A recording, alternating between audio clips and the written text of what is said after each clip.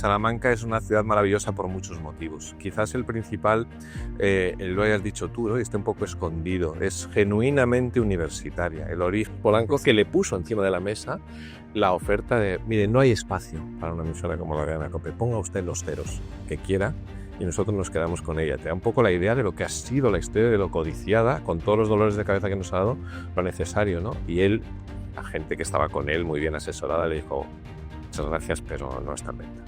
De esa época en la universidad te fichan en la conferencia episcopal de director de comunicación, donde estuviste 10 años. Se ha visto la necesidad de que la Iglesia en este momento trabaje, le dé unas cuantas vueltas, piense y sobre todo dé luz y claridad doctrinal, pero en la tradición viva que es la Iglesia, ¿no? Tradición para evangelizar al mundo, no para adaptarse al mundo, pero siempre en la tensión de dialogar con el mundo presente. ¿Qué destacarías de los 3 papas que has conocido, ¿no? León XIV acaba de comenzar su pontificado, pero ¿qué destacarías de San Juan Pablo II, de Benedicto XVI y de Francisco? Y sale un desconocido Polaco. Bueno, para mí es el soplo de aire fresco, un papa joven, un papa con 58 años, muy joven, ¿no? Con 25 años por delante de pontificado. Deportista, simpático, que ha vivido el comunismo, nos lo tienen que contar en sus propias carnes, que da mucho hacia afuera, lo decisivo que fue, y es verdad, en la caída en noviembre del 89 del telón de acero. Y no me creían, como no me creía nadie. Nos empezaban a llegar por las BlackBerry de entonces, casi unos SMS. Que había renunciado el Papa. Que había renunciado el Papa cuando te dicen, pero no os lo esperabais. El único Agustino entre 133, ¿no lo teníais preparado? Claro que lo teníamos preparado, su perfil, pero no lo esperábamos. Y creo que han sabido reconocer dónde están las grandes vigas maestras para este momento concreto. Entonces, claro, un Papa americano, Manon Tropo, que dicen los italianos, pero no demasiado, Casi más peruano. Casi más peruano. Es que habla español. No, peruano. Bueno, es que hasta muchos años de misionero, ¿no?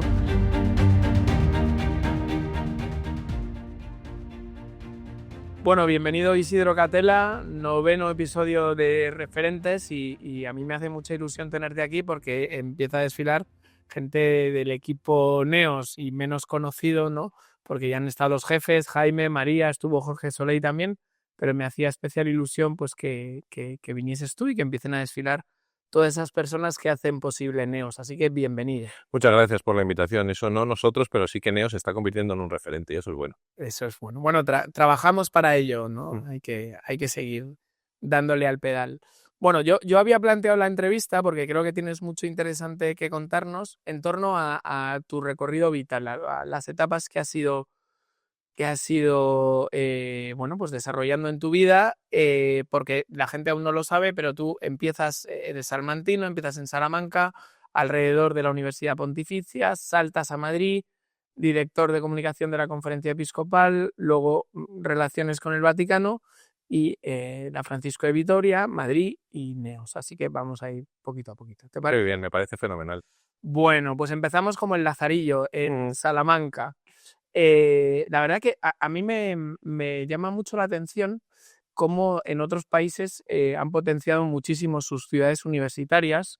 Tenemos Cambridge, tenemos Oxford, tenemos el Ivy League en los Estados Unidos, la Sorbona en París, Bolonia en Italia, y sin embargo en España hemos como dejado un poco aparte Salamanca, que es una de las 4 universidades más antiguas de Europa, ¿no? ¿Cómo es vivir en una ciudad universitaria? Pues es maravilloso, claro. ¿Qué va a decir un salmantino? Pero lo es. Decimos que no nos falta de nada, quizás la playa. Pero todo lo demás lo tenemos. ¿Y el AVE? Sí, y el AVE. No entremos en esos terrenos. Sí, pero lo cierto es que Salamanca es una ciudad maravillosa por muchos motivos. Quizás el principal, lo hayas dicho tú, ¿no? Y está un poco escondido. Es genuinamente universitaria. El origen de la universidad tal y como lo conocemos, que es medieval, que está vinculado a la iglesia, a las sedes catedralicias, pues es Salamanca en todo su esplendor. Y luego hay un segundo momento que yo creo que, bueno, hay un resurgir en torno a la visibilización de todo lo que es la Escuela de Salamanca, y la figura, entre otros, no es el único, de Francisco de Vitoria, Bueno, que es un patrimonio enorme, son piedras vivas que decimos nosotros para descubrir y redescubrir constantemente. Entonces es cierto que por nuestra, ya sabes que si habla mal de España es español y a nosotros nos gusta hablar mal de España, pero a mí me cuesta hablar mal de Salamanca, no solo porque sea mía, sino porque, bueno, como decía Cervantes, el que va queda tan hechizado de ella decía de los que la apacibilidad de la vivienda han gustado. Le tratan también que quiere volver por todo lo que encuentra allí. Suele ser un turismo, mucho turismo, pero un turismo de un par de días, ¿verdad? Y quedan tan fascinados que es raro que uno no vuelva a Salamanca. Entonces, bueno, para un salmantino que ejercemos, solemos ejercer, tierra noble de arte, saber, toros, piedras vivas y universidad. Tiene todo eso y mucho más. Así que nada, que está a 2 horas de Madrid, que la gente vaya y la disfrute. ¿Se respira ese ambiente Mm. intelectual, académico, universitario en el día a día de la ciudad? Pues hay 2 Salamancas, ¿no? Igual que ahora hay 2 equipos de fútbol después de la defunción de la extinta Unión Deportiva Salamanca y una pequeña mítica, absolutamente mítica. Yo fui socio muchos años y después coincidió con mi salida de Salamanca una ruptura, una cierta guerra civil, también deportiva. Y como somos un poco cainitas, no solo los salmantinos, sino ese ADN español del que he hablado antes, ¿no? San Juan de Sagún, por cierto, Agustino, patrón de Salamanca, reconcilia los bandos. Reconcilia los bandos. Es decir, hemos estado ahí enfrentados. Para decirte que hay dos Salamancas que no siempre han ido de la mano o no siempre es fácil reconciliar. Hay algunos hilos de unión entre ellas, pero sí. Una es una ciudad de provincias, muy de provincias, que sigue siendo en el año 2025. Tiene muchas cosas de las que una Carmen Martín Gaite en sus novelas describía entre visillos, las cuestiones provincianas, en todos los sentidos que quieras imaginarlos, sigue siendo. Y luego la gran ciudad cultural, que en muchos aspectos es una burbuja que no tiene demasiada conexión con la otra gran Salamanca, salvo que la única pequeña industria que tenemos en torno a a la gran universidad en algunos casos vincula. ¿De qué manera? Pues hay muchos estudiantes viviendo con familias, por ejemplo, aparte de los colegios mayores. Entonces, los estudiantes extranjeros, fundamentalmente en verano, o españoles, que empiezan viviendo en coles mayores, pero luego se van a pisos. Hay mucha gente que vive del entorno de los universitarios. Y eso hace que yo desde pequeño, en mi casa no ha habido, es un ejemplo, hayamos tenido contacto, siendo de Salamanca, de una provincia pequeña, con estudiantes que han venido de otros lugares del mundo, en muchos casos desde que yo he sido adolescente ya de mi edad, ¿no? Entonces, bueno, esas 2 Salamancas existen, pero todavía, a mi juicio, bastante separadas, lo que es el entorno cultural, que hay una programación cultural muy potente, este referente para los turistas, y la otra Salamanca de los salmantinos de una generación, pues como la de mis padres, que no pudieron pasar por la universidad, ¿no?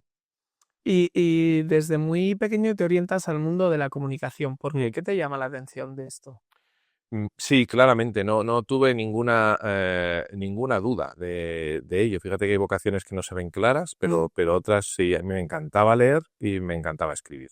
Y mis padres, que no pudieron estudiar más de los estudios básicos, siempre tuvieron claro que había que invertir, entre comillas, en la educación de sus hijos. Y en casa, que era una casa muy, muy humilde, siempre había libros. Para libros siempre había dinero, ¿no? Entonces, yo leí mucho de pequeño, empezando por los Asterix, los Tintines, los superhumores, y a partir de ahí, muchísimo, ¿no? Y luego tenía la radio como compañera fiel y me encantaba el deporte. Entonces, yo soñaba con contar partidos de fútbol o soñaba con contar noticias muy, muy de pequeño. Y me empezó a gustar, un poquito ya mayor, joven, en los primeros años de universidad, dar clase. Y fíjate, la vida ha unido las dos cosas, ¿no? Entonces, yo tenía claro que esos pequeños dones, talentos, había que potenciarlos y ponerlos al servicio de algo mayor desde bastante pequeño. Esto, ya te digo, tenía muy claro, a pesar del disgusto que le di a mis padres, porque tenía nota para hacer lo que quisiera, dije que iba a hacer periodismo, y dije, no puede ser, que quería dedicarme a la comunicación. Empiezas muy vinculado a la Universidad Pontificia de Salamanca. Ujú. En Salamanca, bueno, hay 2 universidades, ¿no? La Universidad de Salamanca, la clásica, la que soy, una universidad pública, Ujú. y la Universidad Pontificia. Pequeño apunte al pie de página. ¿Qué son las universidades pontificias?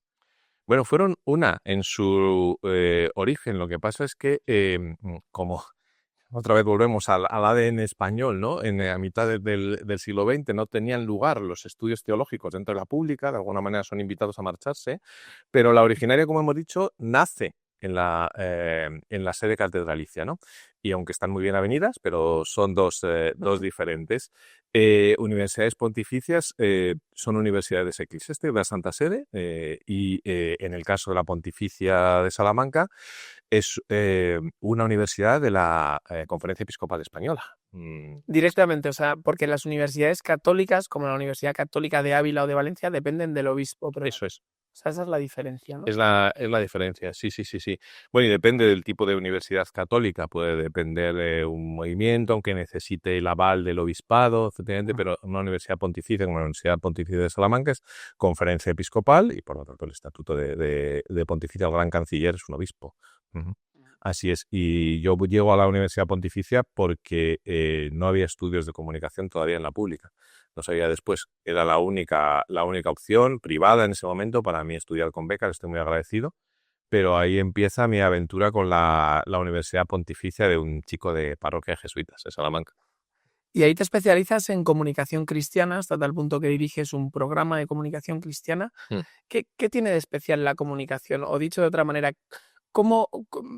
¿qué debe de tener la comunicación para que le podamos poner el adjetivo de cristiana?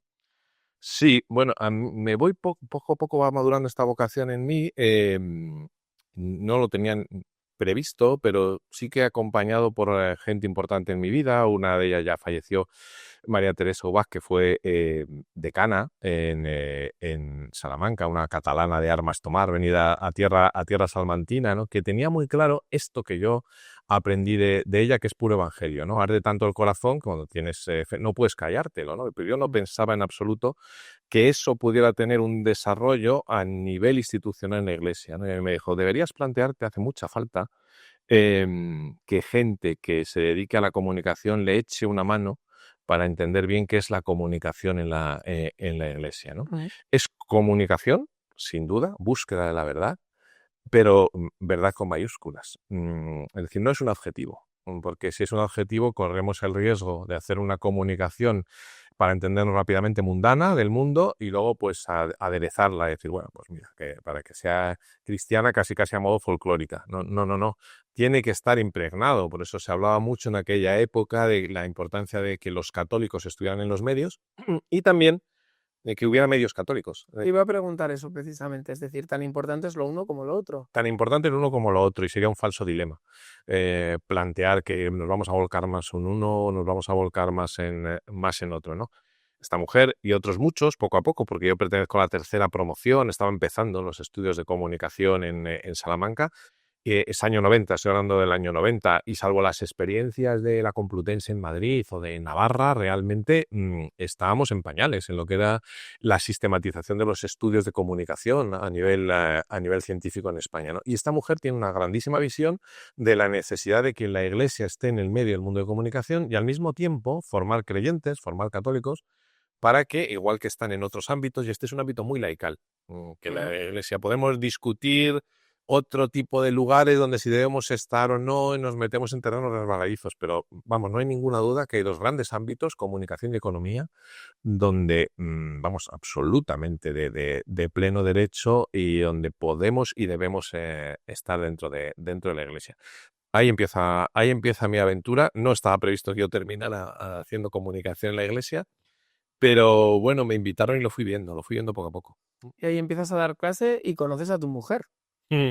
Sí, ahí empiezo a dar clase muy joven, con 23 años, las primeras prácticas. A mí me fascinaba la radio. Hice una tesis en la radio que tenía que ver con ética y radio, con los idearios morales. El ideario moral, la génesis de la cadena COPE, y empiezo a dar los primeros cursos vinculados también a Conferencia Episcopal, porque Conferencia Episcopal sigue teniendo unos cursos de verano por donde han pasado los seminaristas diocesanos de toda España. Se han hecho en Salamanca.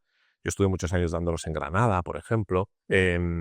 Y efectivamente, en uno de esos cursos, mi mujer, que es Castellón, pues en su diócesis le dijeron, has colaborado tanto con nosotros estos años, que te pagamos un curso, vete donde quieras. Y no conocía Salamanca, los cursos de verano en Salamanca a todos los niveles son muy apetecibles, y al día apareció para lo que iba a ser muy poco tiempo y fíjate, casi una vida, aunque luego nos vinimos a Madrid. Y estaba muy vinculada. Ella sí que lo tenía muy claro de antes que yo, que quería dedicarse a la comunicación en la iglesia. De hecho, sus primeras prácticas fueron en el obispado de Segorbe-Castellón y con un movimiento vinculado a la discapacidad, donde ella ha trabajado muchos años como voluntaria, que es la Frater, dentro de iglesia, ¿no?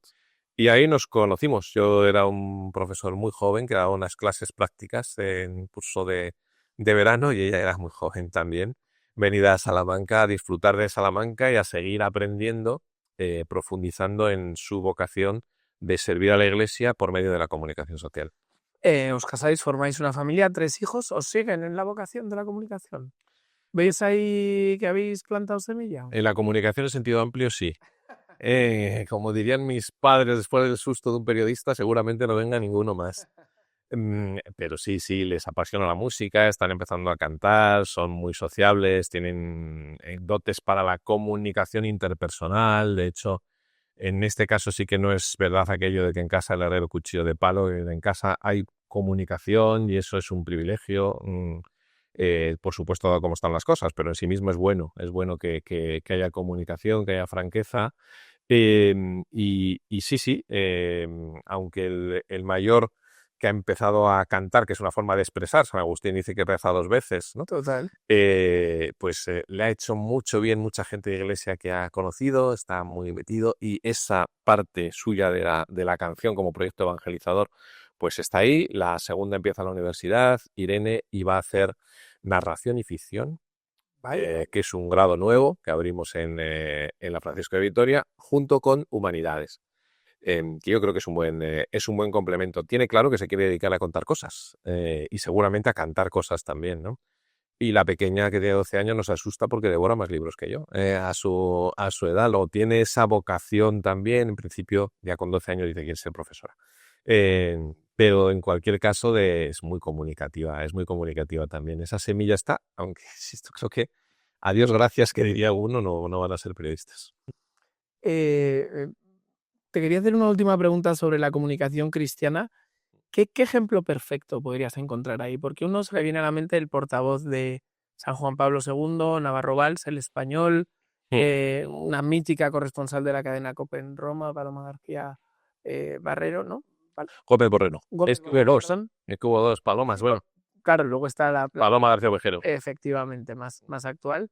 ¿Quién para ti sería la perfección? Porque también en esa comunicación cristiana hay que enseñar a los pastores a comunicar mejor. Sí, bueno, ya hemos citado mucho a San Agustín, pero la perfección, cuando nos encontremos con el Señor, veremos lo que es la perfección, nuestro corazón inquieto hasta que descanse en él. No existe y ni debemos idealizar. Ahora, modelos referentes que te gustaría no solo trabajar con ellos, sino que ves que las cosas están bien hechas y que están hechas con sentido, pues tú has citado algunos.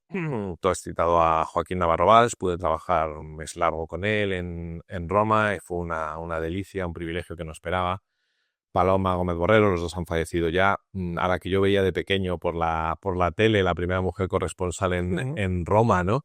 Y que en casa seguíamos, pues terminó entrando en casa, terminó siendo amiga de la familia. La verdad es que uno va viendo, García Morente dice, el hecho extraordinario en tu vida, ¿no? Los hilos de Dios en tu vida. El gran ejemplo con todas sus dificultades, y mira que nos ha dado dolores de cabeza, fue objeto de mi tesis de la cadena COPE en España, ¿no? Los obispos decían, si no, habría que inventarla, con muchos errores, con muchos aciertos, pero lo que es la visión de una radio generalista, es decir, de la necesidad de estar en el mundo sin ser de este mundo. Luego es verdad que a veces estamos en el mundo, somos de este mundo, nos equivocamos y entonces mundanizamos lo que hacemos, pero no estamos exentos ninguno, ¿no? de ese riesgo. Yo, en estos años, no solo la mano del Señor, sino he visto que hay mucha gente de buena voluntad que se nos ha sumado y lo que eran muy incipientes estructuras eclesiales dedicadas a la comunicación, hoy sin que sea todo perfecto, pero por ejemplo a nivel diocesano no hay una diócesis que no tenga un departamento de comunicación, que no lo tenga mínimamente profesionalizado en España. Yo cuando empecé en los años 90, ya te digo, pues prácticamente era la conversión de las hojas parroquiales en las web 1.0 y aquello sin desprestigiar en absoluto, pero se dedicaba el catequista más espabilado que sabía hablar un poquito o el cura más espabilado que le iba a lo de la comunicación. Pero claro, como el cura empezaba a tener 25 pueblos, pues no podía dedicarse, entonces no había profesionalización ninguna. Y en todo esto se ha avanzado mucho, se ha avanzado muchísimo a nivel internacional. La presencia, a mí me fascina a día de hoy, me entero por mis hijos mucho de esto, ¿no? Los grandes referentes católicos que existen en el mundo de las redes sociales, cada vez más influencers Sí, de su edad, que dan testimonio abierto. Y esto es comunicación en iglesia, no es comunicación institucional, pero lo es. Mis 10 años en la conferencia episcopal disfruté mucho ahora íbamos a... y creo que, bueno, pues es un ejemplo de comunicación institucional donde se puede hacer mucho bien. El gran portavoz que tenemos de habla hispana, y además tuvimos la ventaja de poder verlo y trabajar con él, fue Joaquín Navarro Valls. Vuelvo al principio, ¿no? Hay muchos elementos ahí de una muy buena comunicación que unía sensibilidad personal, profesionalidad, hilo directo con el Papa, entender lo que no son ocurrencias, sino un proyecto de comunicación para una sola estampa, independencia, libertad, eclesialidad. Hay muchos elementos que no son fáciles de unir, y sin colocarlo de perfecto ni contar las batallas del abuelo, pues a mí un Navarro Valls creo que lo podíamos poner como lo que hoy se dice buena praxis, ¿no? Mm. Dentro de Iglesia y para el mundo, porque es muy reconocido fuera también. Hablabas de la cadena COPE. ¿Es un habitual encontrar un medio de comunicación como este, participado y, bueno, propiedad de la Iglesia, o es una rara avis? Porque hay otras a nivel internacional, perdona la ignorancia, pero yo tengo la cadena norteamericana EWTL. Bueno, está el proyecto de Radio María, tal, pero poca cosa más. ¿Es una rara avis la COPE y el grupo Ábside? Es una rara avis, quizá lo más parecido lo tenemos cerca, pero nos suena menos a todos porque tiene muchísima menos influencia y relevancia. Es la Radio Renaisense en Portugal, que sería el modelo de una radio generalista, porque las que has citado son medios especializados, sumamente Claro. especializados en información religiosa, en cultura religiosa. Sin embargo, COPE desde el principio, en su origen, que es la unión de unas primeras emisoras parroquiales que en su inicio pertenecían a órdenes religiosas, y cómo se va configurando la cadena, cómo hay vocación en toda la gente que se une en torno a esta misión, pues se va articulando desde Conferencia Episcopal Española, ¿no? Estar en el mundo, como hemos dicho antes, una emisora empieza siendo una emisora de radio, luego el grupo ha crecido mucho, generalista, es decir, va a hablar de todo, pero va a hablar de todo no de manera decorativa, cristiana, católica, no, desde la raíz, con verdadera impronta, y esa es la dificultad, es una rara avis, muy rara avis, muy codiciada porque ha tenido mucha influencia. Mira, yo hace muchos años estaba en conferencia, todavía publiqué un libro de entrevistas en La Esfera, entrevista con 12 obispos españoles, y uno de ellos, que más no le importó que se contara, fue un polémico en su día y vive todavía a 90 años, José Sánchez, obispo de Sigüenza, Guadalajara, emérito, vive salmantino, como yo, cuenta la OPA hostil que le hicieron desde el grupo Prisa, es decir, que se llamaba entonces Jesús del Gran Poder, Jesús de Polanco, que le puso encima de la mesa la oferta de, mire, no hay espacio para una emisora como la cadena COPE, ponga usted los ceros que quiera y nosotros nos quedamos con ella. Te da un poco la idea de lo que ha sido la historia, de lo codiciada, con todos los dolores de cabeza que nos ha dado, lo necesario, ¿no? Y él, la gente que estaba con él, muy bien asesorada, le dijo, muchas gracias, pero no está en venta, ¿no? Bueno, creo que es muy importante que tengamos una voz de este tipo, que siempre va a tener va a ser piedra de escándalo hacia afuera y muchas veces también hacia adentro, porque siempre queremos mejorar los estándares de calidad y no siempre lo conseguimos. De esa época en la universidad, te fichan en la conferencia episcopal de director de comunicación, donde estuviste 10 años. Nosotros aquí en Neos siempre apostamos por ser muy didácticos, porque parece que hay cosas que se dan por supuesto y que en el fondo muchas personas no entienden claramente. Entonces, te voy a hacer una pregunta que parece un poco de base, pero me parece importante. ¿A qué se dedica? ¿Qué es la conferencia episcopal? Pues está muy bien hecha porque efectivamente hay gente que piensa lo que no es, por ejemplo, que es el gobierno de los obispos. Empezamos por lo que no es, ¿no? Por la definición negativa, y que entonces sería una especie de gobierno de los obispos, donde todos los obispos en sus diócesis tienen que reportar al presidente de la conferencia episcopal. No, eso no es así. Es decir, la dependencia, por así decirlo, del obispo únicamente es Roma, ¿no? Es el Papa. Es el Papa. Sí, entonces es un órgano colegiado. Nacen después del Concilio Vaticano II, son relativamente recientes, para ayudar a los obispos en algunas tareas. pero en algunas tareas que son muy concretas. Luego es verdad que en nuestra querida sociedad de las pantallas, de las redes, en los últimos años, pues no deja de ser importante que la imagen y la voz, muchas veces de la Iglesia en España, que es muy amplia, muy variada, muy plural, se reduce a las portavocías, a las presidencias de conferencia episcopal por tener una voz.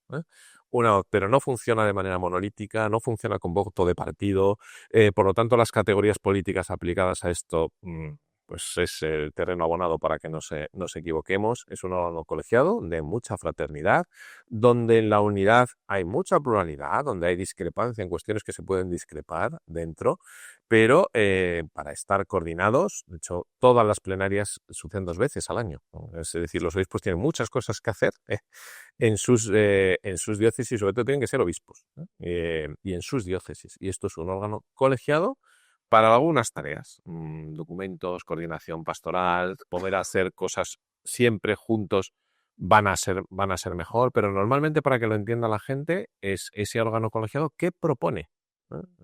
Propone. Si Juan Pablo II en el famoso viaje el último a España dice el Evangelio se nos impone, se propone, pues esto todavía menos. Se propone desde Conferencia Episcopal, ¿vale? Y no es Moncloa Ferraz, no es Moncloa Génova. En absoluto, no funciona así. Y claro, te iba a hacer una pregunta que es en una estructura mundana, hay veces confusiones entre quién manda más, ¿no? El nuncio, que es el embajador de la Santa Sede, la conferencia episcopal, y luego hay una figura que es el cardenal primado de España, ¿no? Que antes del Concilio Vaticano II era el más importante, que es el cardenal arzobispo de Toledo.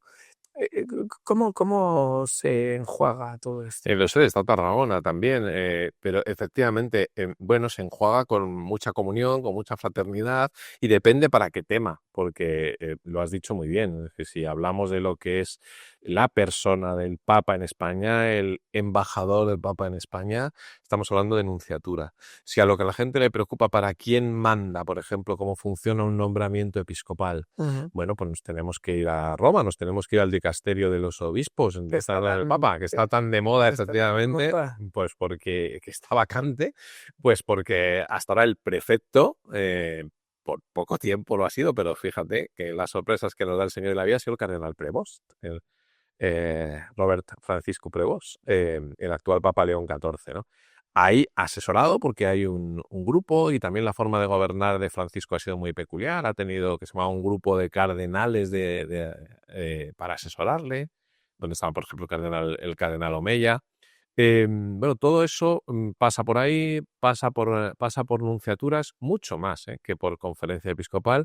Y luego hay consultas diocesanas. Yo he participado, la gente que estamos en la iglesia, para la gente que estamos metidos en la iglesia, y a este nivel son relativamente frecuentes.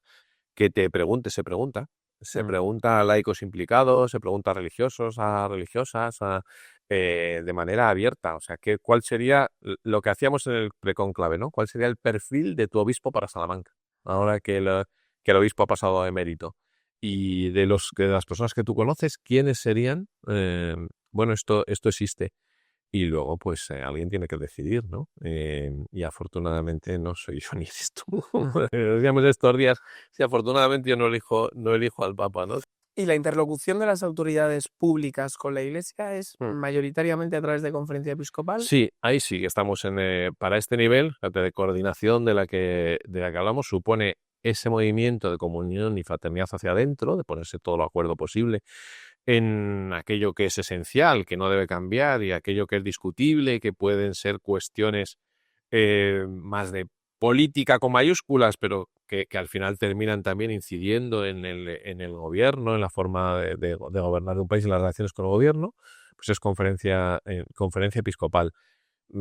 Esto ha tenido pues en la historia de la conferencia episcopal muchas épocas diferentes, siendo la interlocución habitual por los propios caracteres de los presidentes, de los vicepresidentes, de los secretarios generales y portavoces. Hay un libro recientemente publicado de un muy buen amigo, José Francisco Serrano Ceja, que lo cuenta, cuenta además con mucho detalle cuál ha sido la relación de esta iglesia y poder en España, ¿no? Que es un título así muy llamativo. Y él lo cuenta muy bien y luego da detalles de lo que han sido estos años, porque lo enfoca, él sabe mucho del tema, ¿no? Desde la potestas y la autoritas, es decir, el poder de la Iglesia es un poder más de autoridad moral, pero cuando hay que ejercer el poder, el poder legalmente establecido y la interlocución, quiénes han sido y cuáles han sido los acentos, ¿no? Pues si vamos para atrás, pues podemos pensar en figuras pues como Tarancón, sí, claro. Tarancón, claro, las que me ha tocado a mí más vivir de cerca, pues han sido figuras muy importantes. El cardenal Cañizares, en una época con el gobierno Zapatero, por ejemplo, y era vicepresidente. Te iba a preguntar, claro, porque tú viviste 3 presidentes, ¿no? Rouco, Blázquez, Dos presidentes, solo esos que dos. estuvieron... Sí, lo que pasa es que ya te digo, las figuras del vicepresidente, en ese caso, por ejemplo, se delegaban por habilidades personales, por conocimientos, en el gobierno Zapatero, que a mí me tocó muy de cerca. ¡Qué suerte! Pues mira, es que había, se decía que mucho feeling, mucho respeto y consideración personal entre el cardenal Cañizares y María Teresa Fernández de la Vega. Sí, recuerdo. Bueno, pues se aprovecha, esto se aprovecha en el buen sentido, ¿no?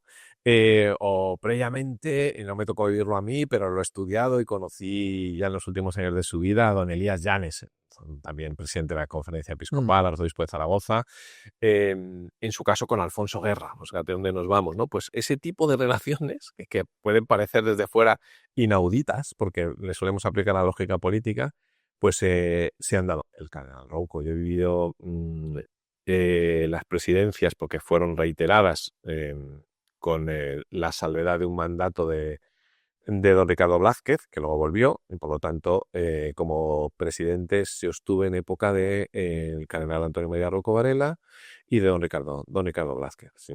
¿Qué es lo mejor y lo peor que te tocó vivir allí? Pues lo mejor, sin ninguna duda, la experiencia de Dios tan intensa y el crecimiento personal. Los agustinos hablan mucho de intimidad misionera, ¿no? de interioridad, el crecer interiormente como católico, eso incluye todas las dimensiones de la persona, y entender que es un tesoro que no puedes guardártelo para ti. Entonces, el obispo ya fallecido, que además, fíjate, en su época el obispo rojo, Alberto Iniesta, que yo conocí ya muy mayor, era emérito, nada más llegar me dio un abrazo, muy joven, ¿no? Para estar aquí, lo típico, tenía 31 años, para 32, me dice, aquí, en este lugar donde hay tanto bien, se van a poner en serios aprietos dos cosas que debes cuidar como verdaderos tesoros: la fe, porque hay gente que la pierde, no digo en conferencia episcopal, pero es que donde hay mucho bien, pues se enreda mucho el demonio. Entonces puede suceder que veas cosas que te escandalicen, y la sonrisa, ¿no? Dice, así que ora en la hora, benedictino, reza mucho y trabaja mucho. Entonces, eso en general. Y luego, en momentos absolutamente impresionantes, los viajes del Papa a España, Benedicto XVI vino 3 veces, y a mí me tocó en concreto en uno, un viaje express del año 2010 a Santiago de Compostela y Barcelona en noviembre del 10, donde además dirigí toda la comunicación como delegado vaticano, ¿no? Y posiblemente para mí, a nivel profesional, ¿no? Porque a nivel personal, que muchas veces no se pueden separar, pues hay amistades con mucha gente desde cardenales, obispos, gente, compañeros que me he encontrado en el camino, periodistas inolvidables y que mantengo, no sería. Pero a nivel profesional, ese viaje que me permitió estar muy cerca de, ojalá, de un futuro doctor de la Iglesia como Benedicto XVI, trabajar mucho con él. Era un teólogo al que yo admiraba mucho, un papa al que he admirado mucho y al que admiro mucho su legado, y sigo descubriendo muchas cosas en todo su magisterio y su pensamiento. Entonces, profesionalmente, ese. Y luego, pues pequeñas crisis que se pasan en 2 o 3 días, ¿no? Que son muy habituales en comunicación institucional. Un obispo ha dicho no sé qué sobre los preservativos, entonces pues, estar 2 días solo pensando en eso, como si solo hubiera eso en el mundo, ¿no? Cuestiones que sabes y no puedes contar, o porque no las puedes contar todavía, o porque sería verdaderamente imprudente contarlas, y mucho más profesionalmente, ¿no? Bueno, pues ese es para hablar de momentos difíciles, de momentos de dificultad, pues posiblemente ese. Y el momento de marcharme, fíjate que yo, como dije, fiché para 4 años, me comprometí a 4 años y fueron 10, lo que es un piropo indirecto, ¿no? Pero, y sabía que me tenía que marchar, quise marcharme de mutuo acuerdo, pero dejas, entre comillas, tantos amigos en el quehacer cotidiano, em, que aunque de cabeza no me costó nada cambiar, de corazón sí, porque claro, son 10 años. No te voy a decir que viviendo solo para eso, pero en buena parte sí, ¿no? Y sacrificando muchas cosas. Entonces, el momento de dejar algo que ha sido tu vida y tu vida intensa desde esa gran atalaya como conferencia episcopal, pues me costó, fue un momento de mucha gracia, muy bonito, pero al mismo tiempo muy duro. ¿Qué es lo que no se ve de la conferencia episcopal? ¿Qué es lo que te gustaría transmitir a la gente que generalmente no se observa en la conferencia episcopal? Pues yo me planteé mucho el si sacar, siendo yo director de comunicación de de la Oficina de Información de la Conferencia, un libro como el de 12 entrevistas con 12 obispos españoles, ¿no? Porque hay muchas cosas de ellos que no se ven. Ahora lo estoy haciendo con 13 en una serie que se llama Eméritos, que son más o menos los mismos que yo entrevisté en su día, ya pues personas muy mayores, entre 80 y 90 años, entrevistado, ¿no? A un obispo como don Bernardo de Tenerife, que está enfermo de ELA desde hace unos meses, que es una entrevista que me ha puesto los pelos de punta personal y profesionalmente, que he ido a hacerle a San Cristóbal de la Laguna, a Tenerife. Todas estas cosas no se ven y no se ven demasiado. Es decir, los obispos que se dice que se parecen mucho unos a otros, la verdad es que ganan mucho, como supongo que la mayoría de las buenas personas vamos a meternos, ganamos mucho cuando no hay cámaras de por medio y cuando en el terreno cercano, ¿no? Y siendo un trabajo que puedes entender de una gran estructura burocrática, no se ve lo suficiente, o algunos no lo quieren ver, porque hay prejuicio y no lo van a querer ver, ¿no? Pero hay mucha humanidad en Cristo, y esto que puede parecer algo de creyentes es fundamental para entenderlo, ¿no? Porque al final hay un abrazo, hay mucha unidad en la verdad, hay mucha gente con sus vidas, con sus dificultades, pero con su equipo de fútbol, con su equipo de baloncesto, con su comida preferida, con su... bueno, y esto se ve poco, algunos lo pueden intuir, pero está. Em, eh, Voy a aprovechar, recordamos tu paso por el sínodo, donde estuviste trabajando del segundo de a bordo de comunicación, Mm. del sínodo del año 2005. 2005, Han pasado 20 años ya. para preguntarte por el Vaticano. Acabamos de salir de un cónclave, pero vamos poco a poco. Sínodo es una palabra que se ha oído mucho en la Iglesia, y sinodalidad, Ujú. ¿no? Fue una apuesta clara del Papa Francisco. ¿Esto qué es? Sí, ha puesto el foco en ello, ¿vale? Pero la Iglesia es sinodal desde sus orígenes, es caminar todos juntos, lo he dicho antes en términos agustinianos, ¿no? Unidos en la verdad.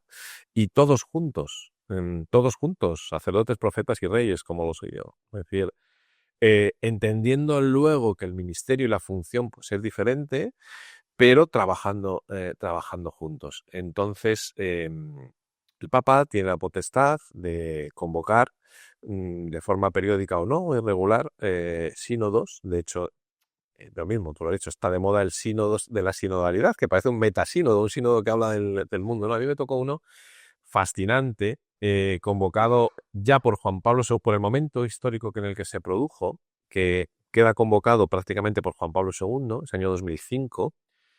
Fallece ahí Juan Pablo II en el mes de abril, y este sínodo, que es un mes entero y mucho tiempo de preparación, es un mes con un mini concilio, vamos a entenderlo, ¿vale? Con obispos representantes de las conferencias episcopales, también puede estar abierto a gente que en iglesia, incluso de fuera de iglesia, en el último se ha invitado, ¿no? a participar en diferente medida, a estar representantes de movimientos eclesiales, de congregaciones religiosas.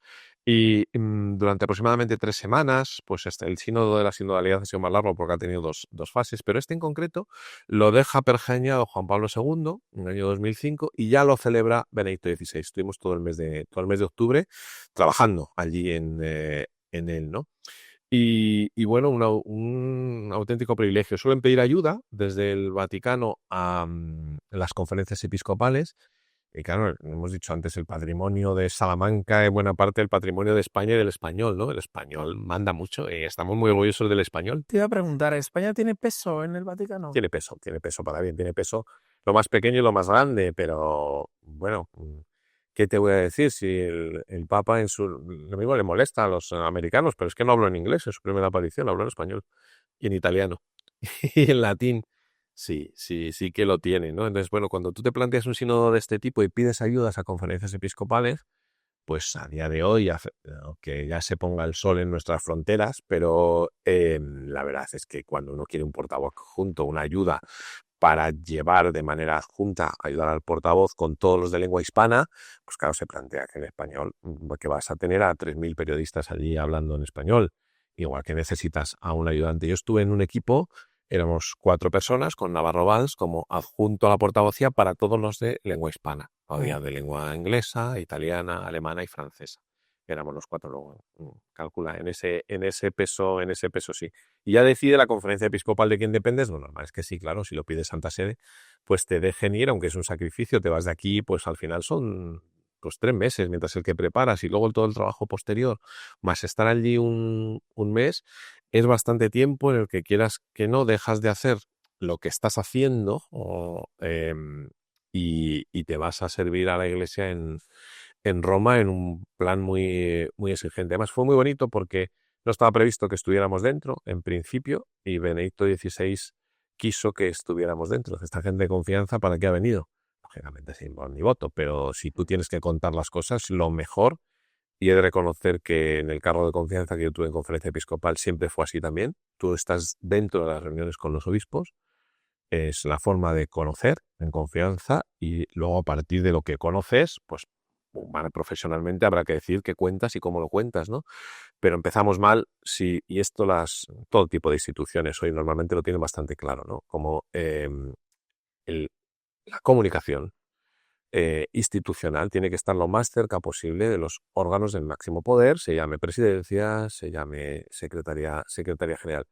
Porque si no se crean disfunciones, y podemos poner ejemplos de otras instituciones o de la propia Iglesia, pero es que es obvio, si yo soy el portavoz o el director de comunicación de una institución y me tengo que andar enterando de lo que cómo fluye la comunicación, ¿no? Sobre todo cuando estamos hablando de mucha gente, no es una comunicación de una persona, ¿no? Pues empiezas mal, porque tienes que andar mendigando la comunicación por diferentes lugares y haciendo tu propio puzzle, ¿no? Y bueno, yo tuve el enorme privilegio de estar un mes allí viendo cómo trabajaba Navarro Valls, pero en sesiones larguísimas, de más de 8 horas diarias, dentro viendo cómo discutían los propios señores obispos. Y ahí se debate sobre líneas maestras que es la Iglesia. Sí, sí, claro, claro. Hay un documento previo al sínodo de trabajo, sí, vamos a decir una ponencia, se llama Instrumentum Laboris, instrumento de trabajo, que ya conocen todos los representantes del sínodo, pues de conferencia episcopal, entonces iban 3, normalmente es el presidente, y 2 que se hacen por votación, y se votan las plenarias anteriores, esto va con mucho tiempo de trabajo. Y normalmente mandan allí pues a los obispos que tienen una formación, que son más pertinentes para hablar de la Eucaristía. Si el sínodo va a ser sobre la sinodalidad o sobre, pongamos, otro cualquier tema, pues habrá que buscar a la persona que sepa de ello, ¿no?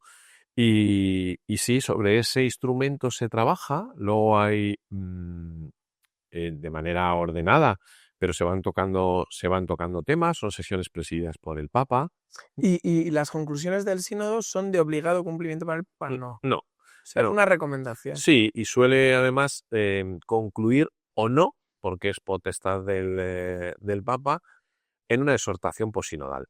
Decimos, tiene un documento previo, se trabaja sobre ese tema porque se ha visto la necesidad de que la Iglesia en este momento trabaje, le dé unas cuantas vueltas, piense y sobre todo dé luz y claridad doctrinal, pero en la tradición viva que es la Iglesia, ¿no? Tradición para evangelizar al mundo, no para adaptarse al mundo, pero siempre en la tensión de dialogar con el mundo presente, ¿no?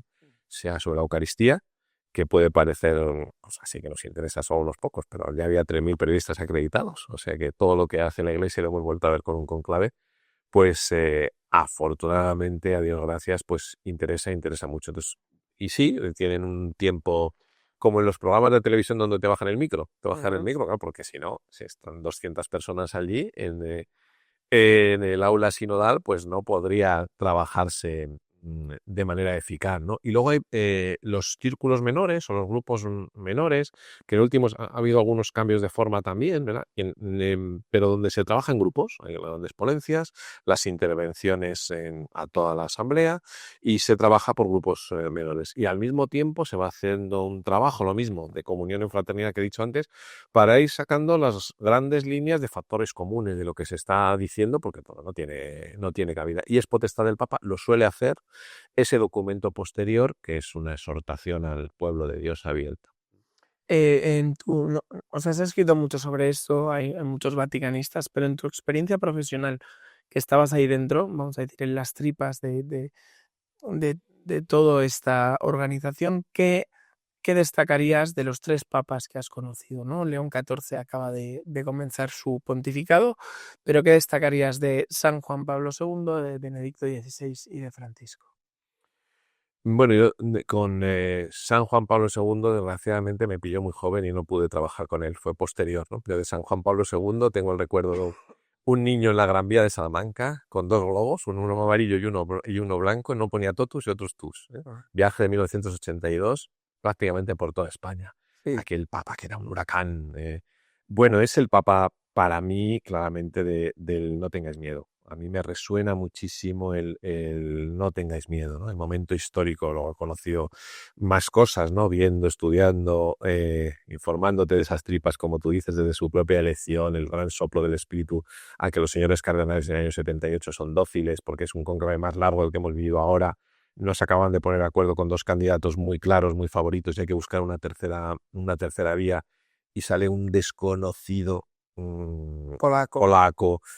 Bueno, para mí es el soplo de aire fresco, un papa joven, un papa con 58 años, muy joven, ¿no? Con 25 años por delante de pontificado. Deportista, Simpático, que ha vivido el comunismo, nos lo tienen que contar en sus propias carnes, queda mucho hacia afuera lo decisivo que fue, y es verdad, en la caída en noviembre del 89 del telón de acero, pero no solo, artista, autor de obras de teatro, en la clandestinidad de su Polonia, catequista, es el primer gran papa deportista que tenemos esas imágenes en la montaña, un ciclón, un auténtico ciclón, y para mí es el papa, él insistía mucho de nuevo ardor, nuevos métodos, nueva evangelización, ¿no? Sin miedo, sin miedo. Ratzinger es el sabio papa de la esperanza, ¿no? O sea, es el papa de la fe, de la esperanza, Francisco posiblemente de los acentos en la caridad, ¿no? El papa sabio con el don de la palabra escrita, ¿no? El gran teólogo, de hecho, fíjate, él crea una fundación con la que yo he colaborado mucho estos años, que es la Fundación Ratzinger, y se produce, fíjate la anécdota, porque de manera inusual, en el momento en el que es elegido papa, los derechos de autor de las obras de Ratzinger se disparan. No habíamos tenido un papa que hubiera escrito tanto alta teología, ¿eh? Y por lo tanto también divulgación, entrevistas, pero no había caso con otros papas, y con él sí. Y él dice, bueno, ¿qué hacemos con este dinero? Porque no es exactamente de Ratzinger, ¿no? Que era una fundación para estudios en fe y razón, lo que llamamos razón abierta, becas, esa claridad con el Papa de la Esperanza, un gran Papa estudioso y sabio, humilde. Le pintaron como se les pinta siempre desde aquellos a los que, pues en fin, quieren pintar a la Iglesia de manera grosera, como el gran Panzer, como el gran inquisidor, y la historia coloca a cada uno en su sitio, y yo creo que a Benedicto XVI le va colocando mucho más pronto que tarde, ¿no? Y era un papel muy difícil, porque detrás de un ciclón como San Juan Pablo II era difícil ponerse el uniforme y sustituir al gran papa del siglo XX. Muy difícil, pero con mucho arrojo, mucha valentía y de manera muy clara, ¿eh? Si tú revisas las grandes intervenciones de Benedicto XVI en un tema, por ejemplo, tan delicado como los lobos que se nos han colado en el rebaño, los abusos, denunciando la suciedad de la Iglesia en un mítico Via Crucis, antes de ser elegido Papa, después sobre este tema, el gran peso de su renuncia, sobre el que tenemos algunas ideas claras, todas afortunadamente no, porque él las sabrá, Dios sabrá y él no, pero la valentía en un momento, todos los momentos, hablaba Santa Teresa de tiempos recios, ¿no? pero fíjate ese gran peso que es el peso también permanente del pecado en la iglesia, ¿no?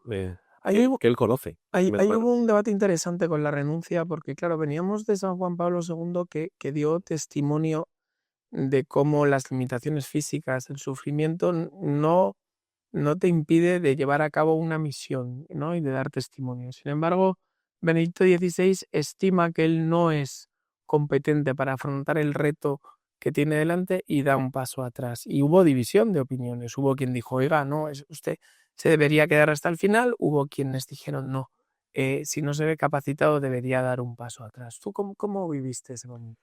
Sí, y las va a seguir habiendo, fíjate, porque nos gusta mucho, y esto es muy periodístico, ¿no? Fijarnos en si lleva los zapatos rojos como el anterior del anterior, o este no, si va a vivir en Santa Marta, o este no, si este va a renunciar, o este se va a morir en el cargo. Entonces, nos fijamos en lo que se diferencia.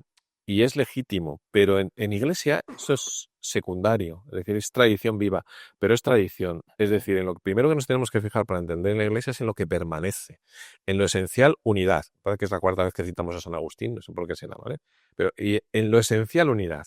Entonces, en lo esencial, unidad significa que cuando nos anuncian que hay papa nuevo, nos alegramos, independientemente de que la gente corre hacia la plaza y nos alegramos antes de saber quién es el papa. Y que por lo tanto cabe, puesto que no afecta a lo esencial, aunque nos pueda gustar más o menos, pero sí que puede responder al momento histórico y por supuesto a la personalidad de cada uno y al discernimiento prudencial, al juicio del momento el que está viendo con muchas más claves que nosotros, si yo debo aguantar en la cruz hasta el final o bajarme de la cruz en parte, porque no me bajo, o lo hago de otra manera, ¿no? O me la llevo, aunque pueda parecer mucho más cómoda, con todo mi sufrimiento a servir a la iglesia de otra manera, que ahora es discretamente y rezando. Y caben las dos, ¿no? Es inevitable, porque te van a comparar y te van a comparar con la memoria cada vez más frágil que tenemos con el anterior. Entonces es muy interesante que cambiemos la lógica cuando hablamos de iglesia porque nos ayuda a comprenderlo mejor, empezando por los católicos, no digo solo de fuera, lo que permanece. Buscar las líneas, las grandes líneas de continuidad en lo esencial. Y lo que permanece es que hay un sucesor de Pedro, no de Francisco ni de Juan Pablo II. Hay un sucesor de Pedro, 267, en continuidad. ¿Vale?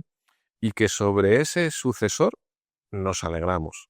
Y que en lo esencial, y eso sí que hay que trabajarlo, ¿vale? Unidad. Pero luego pues si yo puedo ofrecer al mundo el testimonio de mi enfermedad hasta el final y lidiar con que a ti te parezca que está mal porque sobreexpones a una persona que se está muriendo, a un enfermo. También hubo ese debate con San Juan Pablo II. Sin duda, sin duda, sin duda, sin duda. Estaba habiendo un encarnizamiento Sin duda. terapéutico y... Sin duda, sí que lo hubo, ¿no? Ahora, claro, pero fíjate, en la unidad también nos permiten estos movimientos que la memoria no sea tan frágil, no sea solo del anterior. Ahora León XIV, simplemente con el nombre, nos remite a finales del XIX, no nos remite a Francisco. Aunque haya continuidad en muchas cosas y León XIV cuando sale al balcón agradezca y menciona a Francisco, pues es obvio, claro, es el 266 y el 267. Pero fíjate cómo es esto, a mi juicio, muy interesante, nos obliga a una dinámica a la que la propia locura de la comunicación y el vértigo pues no nos ayuda. Ojo, pues vamos a mirar a finales del 19. Vamos a mirar y a poner en continuidad y en relación, algo que no hacen muchos fuera de la Iglesia Católica que yo conozca, una revolución industrial, como las sociedades industriales del 19, con una revolución transhumanista o inteligencia artificial. Y pongamos estos dos momentos críticos, busquemos analogías con sus diferencias. El León XIII no es León XIV, ¿no? Entonces, dicho esto, yo lo viví con una intensidad periodística enorme porque yo estaba dándoles un curso a los seminaristas de Getafe en el Cerro y no me creían, como no me creía nadie. Porque nos empezaban a llegar por las BlackBerry de entonces, casi unos SMS, Que había renunciado el Papa. que había renunciado el Papa, que se había enterado, la única periodista que sabía latín de la agencia ANSA, porque lo dijo en latín. Sí, muchos obispos, ¿no? No, cardenales no se enteraron. Las imágenes son muy buenas porque están ahí diciendo, ¿pero qué ha dicho? Tal. Así es, así es. Bueno, dentro de propia iglesia, claro. Bueno, nosotros yo me fui del Cerro a conferencia episcopal, llamé a Juan Antonio Martínez Camino, secretario y portavoz, y mi jefe durante muchos años, el obispo auxiliar de Madrid, don Juan Antonio, eh, pero ¿qué me estás contando? O sea, la instantaneidad no era exactamente como ahora, aunque fíjate que tampoco han pasado tantos años. Bueno, es que ahora es que casi es al momento, ¿no? Había un hueco mayor. El cardenal Rouco, presidente de la conferencia episcopal, fue un lunes. Él se tomaba los lunes normalmente siempre que podía para pasear por la sierra madrileña. Nos costó localizarle y no nos creía. No nos creía. Porque él, amigo personal, íntimo de Joseph Ratzinger, Benedicto XVI. Pero es normal, porque seguramente si me lo hubieran dicho a mí, al revés, de hecho mi primera reacción fue de estupor, pero ¿qué me estás diciendo? Que renuncia al Papa, porque te tienes que ir a buscar no al anterior, que no ha renunciado y que ya supone el shock, y que ya entiendes que va a haber una cierta discusión con esto, sino te tienes que ir a buscar 600 años atrás en la historia de la Iglesia. Bueno, pues con naturalidad, ahí quedó de ejemplo. Suspendimos el curso con los seminaristas y cada uno se fue a hacer lo que buenamente pudo, que en mi caso profesionalmente pues era convocar a todos los medios en la calle Añastro, en España, para agradecer eh, el pontificado y recordar los vínculos, que habían sido muchos, de Benedicto XVI con España, claro. ¿Y Francisco? Pues Francisco es el papa de los... Francisco nos vuelve a descolocar, ¿no? Francisco, luego hemos sabido estas cosas que se saben, fíjate, ahora ya se saben por el New York Times, las del último conclave, ¿no? Bueno, y casi al día siguiente, supuestamente, ¿no? Pero supimos porque, como buen argentino hablaba mucho, entonces supimos que también el Papa lo había contado o ha contado parte en entrevistas que están por ahí, cómo habían sucedido conclaves anteriores. Por cierto, tienen pena de excomunión aquellos cardenales que lo cuenten, solo está autorizado a hacerlo el Papa. El Papa sí que puede contar lo que ha sucedido, no en las congregaciones generales, en el preconclave, sino en el conclave. En la Capilla Sixtina. En la Capilla Sixtina. Cuando se dice extra omnes. Eso es, extra omnes, que significa todos fuera, que esto sí que es una pica en Flandes en la sociedad de las pantallas y de la instantaneidad. O sea, decirle al mundo que no tienes por qué saber todo. No, ya sé que estás acostumbrado a una supuesta transparencia, que luego los que más presumen de transparencia son los que más la tienen, pero ese es otro tema, ¿vale? Pero ni tú cuentas todo de tu vida, ni eres Dios para saberlo todo. Entonces esta es una lección también, ¿verdad? Que se presta a conciliábulos y a que hagamos pelis de cónclave, pues claro, yo lo entiendo. ¿Te gusta la peli? Yo lo entiendo. Me parece una película técnicamente muy interesante, muy sectaria, y que se hace absolutamente increíble en la última media hora, incluso risible. Pero bueno, yo digamos que tenía que verla y no me arrepiento de haberla visto. ¿Y la de los dos papas? Bueno, me gustó más que la primera. Lo que pasa es que, de nuevo, a ver, con los alumnos en filosofía de comunicación y en ética decimos siempre que cada posición de la cámara es una posición moral. Es decir, hay intencionalidad del que la cuenta en el relato y tiene su posición. Y es una posición, con perdón, un poquito ignorante en la figura de Ratzinger, al que se le presenta, por ejemplo, sabemos que es un melómano empedernido, era un melómano empedernido y un gran músico, como su hermano. Pues la peli no conoce a los Beatles prácticamente, o sea, bueno, hay cosas absolutamente increíbles, propios del que cuenta el relato, pues para, sin dejarle mal del todo, ¿no? Pero en los dos papas tiene que haber mi favorito, y se nota mucho, ¿no? Que es Francisco el papa del acento de la caridad, un papa jesuita, alguien que viene de jesuitas para mí supone una sorpresa enorme y una manera de hacerte a la iglesia y de un papa que posiblemente, a Dios gracias, no es el que tú hubieras elegido, entonces es un síntoma de humildad, viniendo de Benedicto XVI, siendo yo muy intelectualmente, muy de Benedicto XVI, una ruptura absolutamente distinta, pero me parece que ha tenido el enorme valor su pontificado, por ejemplo, de poner el foco en algunos temas, de otra manera de doctrina, menos sistematizados, pero de doctrina social de la Iglesia, en continuidad.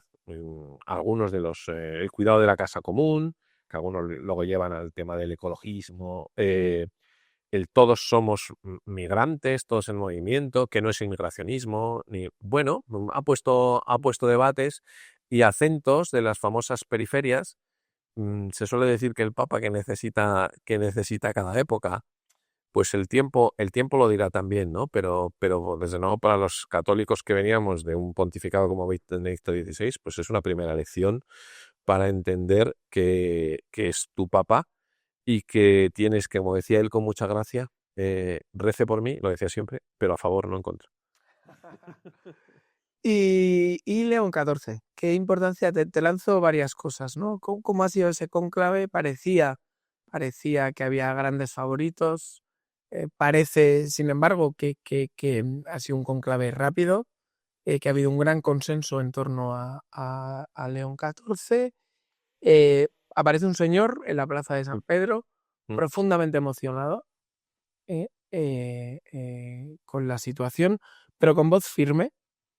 Tan es así que escribe su discurso, no quiere dar un discurso.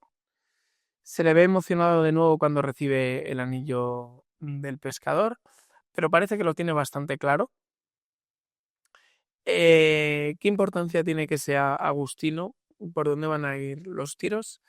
Y la última, Mm. ¿qué retos crees que tiene encima de la mesa? Casi nada. Casi nada. Bueno, pues mira, empezamos por lo personal. De hecho, cómo conocí yo a Juan Pablo II, la experiencia de niño y luego ya en Cuatro Vientos 2003, en las previas de casarme, Ahí estuve yo en Cuatro en Vientos con mi en padre. el año 2003. Sí. Benedicto XVI, ha sido mi papa también profesionalmente. A Francisco, que le he visto 2 veces como papa, pero sobre todo como cardenal Bergoglio, que vino a dar una semana de ejercicios espirituales a los obispos españoles. Tuve oportunidad de conocerle antes de.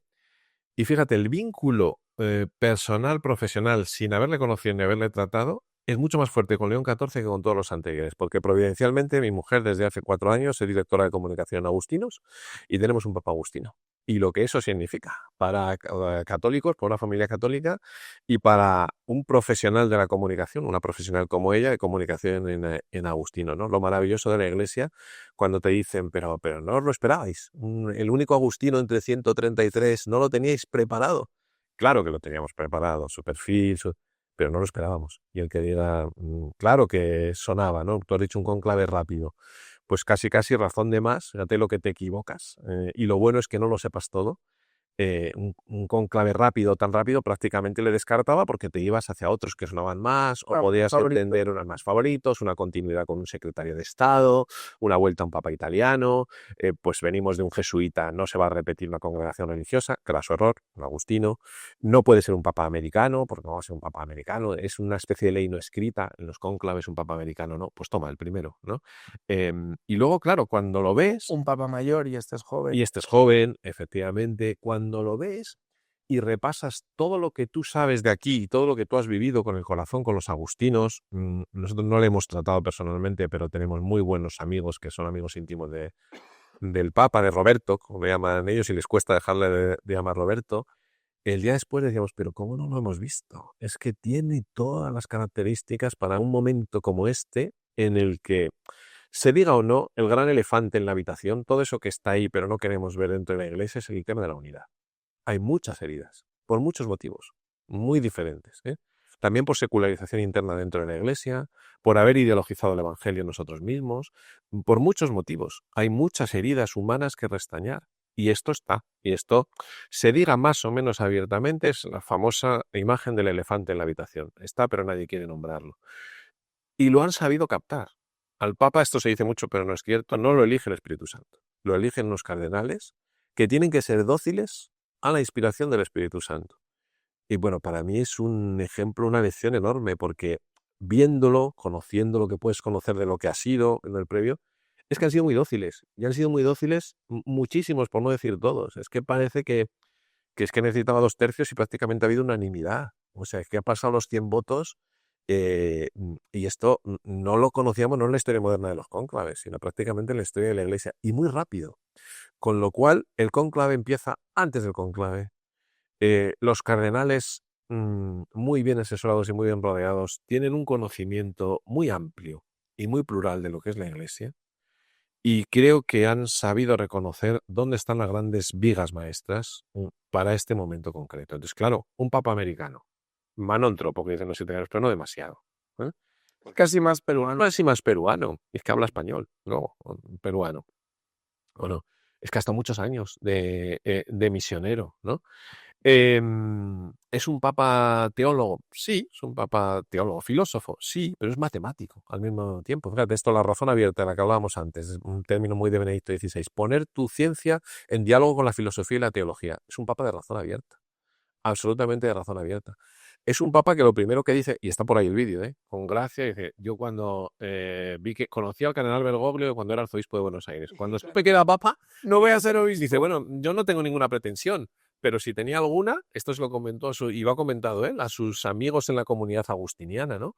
Ya sé que no lo voy a ser. Pues habla muy bien de Francisco, el que le rescate de la selva, prácticamente, y le lleve a Roma. Fíjate cómo agustinos, el perfil de los agustinos. Bueno, y Francisco le nombra prácticamente. Le nombra por él. Un peso que es un peso pesado en la curia romana. Pues en este momento, efectivamente, no solo una persona de ese carisma, de esa misionera, valga la redundancia, ¿no? Sino que ha demostrado unas dotes de gestión y de gobierno con una serenidad eficiente, yo diría, ¿no? Porque es una personalidad, a diferencia de los anteriores, de los que yo he conocido, pues por ejemplo tiene este acento de una serenidad que tú has visto emocionada, pero muy eficiente, con capacidad de gobierno. Ha sido general de una orden como los agustinos, que es una de las grandes órdenes. Y luego San Agustín, la posibilidad de redescubrir a San Agustín que nos da en un momento. San Agustín insiste mucho en unidad en la verdad, en un momento en la unidad, el tino de los cardenales. Pero no ha sido solo eso, ahí termina, después de haber sido misionero, ¿no? Entonces, me parece que es intimidad, cultivo de la interioridad que es muy propio de la espiritualidad agustina, pero misionero al mismo tiempo, unidad, pero no unidad a cualquier precio, y esta vuelve a ser la tensión entre lo que permanece y lo que cambia, que veremos, porque lo hemos visto en todos los papados, pero vamos a ver cómo la resuelve León XIV, ¿no? Sí. Y luego, algo que se conoce poco de los agustinos, pero ya hemos podido ver que es un acento muy, muy claro, que es la importancia que ellos le dan a la comunidad, no teórica, sino a vivirlo. Viven en comunidad, viven en comunidad. No siempre es así. No todos los sacerdotes, por desgracia, obispos, y lo conocemos, ¿no? Y en nuestro tiempo, que hasta hay países hasta donde han creado ministerios de la soledad o han nombrado ministros de la soledad, también afecta a mucha gente de iglesia que vive muy sola, muy rodeada de gente, pero muy sola. No es el caso de los agustinos, que viven en comunidad. De hecho, esto de que le aparezcan ahora muchos amigos al Papa, siempre aparece cuando nosotros conocemos vamos a decir, a dos de ellos, que es verdad, son españoles. Es que es verdad, es que son muy amigos porque viven en comunidad. Entonces, si conocen las comunidades agustinas, donde está la curia, aquí en Madrid, hay en la calle Columela, en la parroquia de San Manuel y San Benito, frente al Retiro, una iglesia preciosa. Es que ha estado, que en España ha estado muchas veces. Es que es papa y casi lo primero que hace es escaparse el segundo día a comer con sus hermanos agustinos, con los que hasta entrar en el cónclave ha estado comiendo, ha estado cenando y ha estado jugando al tenis en las pistas del Agustinianum, que está enfrente. Es que es al mismo tiempo metódico, muy organizado. Los que de estos días que salen de anécdotas de él, ¿no? Iba al gimnasio en el Borgo, que es el barrio que está por detrás, y después de verle pasar con la mochila de deporte, volver a casa, cenar con los agustinos, y los agustinos sabían que se quedaba 2, 3, 4 horas trabajando después de darse una ducha y cenar con ellos y de hacer comunidad. Entonces, estas dimensiones, con el gran legado que tenemos que redescubrir ahora de San Agustín, que no es poca cosa. Si ya no sirve el papado para empezar, qué sé yo, a entender lo de mi corazón está inquieto hasta que descanse en ti, y a releer, yo diría, las confesiones, si no se han leído. Y ya de paso, yo que soy muy de Benedicto XVI, que era muy agustiniano, por cierto, las catequesis de San Agustín, que son una maravilla, de los miércoles, son de 1,5 páginas, pero San Agustín, a pinceladas, yo ya con eso, vamos, tenemos León XIV para rato, con redescubrir a San Agustín, que siempre ha sido uno de mis santos favoritos, y por providencia, desde que Amparo, mi mujer, pues trabaja con ellos desde hace 4 años y pico, pues con más motivo. Entonces yo creo que estas son las características humanas, también por pertenecer a la orden que pertenece, y de ahí puedes extraer los desafíos. Los desafíos, lo único que no he dicho en los desafíos de unidad en la verdad que necesita mucho la Iglesia, pero que deriva del anterior, es la paz. Ujú. La paz por la que él evidentemente está muy preocupado, pero que lo mismo, a mí me gustó mucho, mucho, mucho que empezara por donde empezó en Pascua, el último saludo de Francisco, que era una despedida, un saludo pascual, y el primer saludo en formas diferentes. Un amigo que conoce muy bien a los dos decía, tiene muchas cosas diferentes de Francisco y algunas parecidas, pero una en la que no se parece es que no va a decir lo primero que se le pase por la cabeza, entiéndeme bien, dice, no es argentino. Y entonces, Sí, es y muy le vemos, prudente. es muy prudente, y le vemos con las notas tomadas. Y alguien me ha dicho estos días, bueno, es que sabía que iba a ser elegido. Pues no, pero su nombre suena y él sabe que suena. Y hay una anécdota muy bonita con el padre Ángel Camino, Agustino, vicario en Madrid, que es una de las últimas personas a las que le escribe un WhatsApp antes de entrar en el cónclave, ¿no? Y, e insinuando, pero sin decir, este elefante en la habitación, pero de otro que decía Ángel, que es muy amigo nuestro de la familia, le escribe a Roberto. Y dice, Roberto, pues entras, yo rezo por ti y por lo que Dios quiere, ¿no? Y él le dice, querido Ángel, muchas gracias, nos abandonamos en manos de Dios. Que es una forma de decirse entre amigos que puede pasar y que por lo tanto una persona como él, yo me creo, no esas tonterías de, bueno, ya sé que voy a ser elegido papa o eso que se comentaba que son bulos absolutos de Benedicto XVI, que vino antes de ser papa y firmaba como Benedicto XVI, que es bulo, bulo. Pero que una persona que lo ha rezado tanto, que oye, escucha, que tuviera en la cabeza, Dios mío, si me eligen, digo sí o digo no. Digo sí o digo no, y con qué tradición entronco, que es muy interesante con León XIII, ¿no? Y, y luego es inevitable, porque si nos pasara a otro nivel a cualquiera de nosotros, que hubiera posibilidad de que tú tuvieras que dar un discurso mañana ante 500 personas, no digo ya ante la catolicidad entera, oye, por si acaso que te pongas en ello, ¿vale? Pues seguro que en la cabeza lo tenía y lo estructuró en el papel después. Y se lo escuchamos. Entonces, bueno, esto nos da pistas. No es una paz cualquiera. Sus primeras palabras es Pache, pero os traigo la paz del Cristo resucitado. Os traigo la paz de Cristo resucitado a todos vosotros. Entonces, a mí me emociona, porque verle emocionado también, ¿no? Porque eso es la fuente. Esa es la fuente, de donde deriva todo lo demás. Muy poco conocida porque a los grandes medios les interesa menos, pero la última encíclica de Francisco, y tiene por ahí alguna entrevista que dice que todo su magisterio se resume ahí, y a mí me gusta mucho que diga eso, sobre el corazón de Cristo, una encíclica sobre el corazón de Cristo, termina diciendo, es otra imagen, ¿ves? Pero es del Cristo resucitado. De las llagas del costado brota todo lo demás. Brota acción social, viene a decir, sin lo esencial, todo lo demás accesorio es que lo diluimos, nos terminamos convirtiendo en una ONG más y por lo tanto irrelevante. La paz que yo os puedo traer, lo que puede traer la Iglesia, es la paz de Cristo resucitado, que tiene consecuencias prácticas.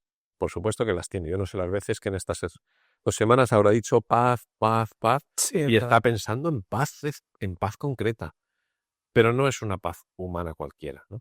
Y a mí eso me gusta mucho de esa, fíjate, hemos hablado de la tensión entre lo que permanece y lo que cambia, ¿no? Que parecen contrarios, pero como el catolicismo es un ejercicio de síntesis, de encuentro entre interioridad, pero no para quedarte en tu castillo solo, misionera. Ujú. Ya estamos llegando al final de esta larga entrevista. Volvemos a tus actuales labores. Ahora estás en la Francisco de Vitoria. ¿Qué tal ese cambio? ¿Qué hay de diferente?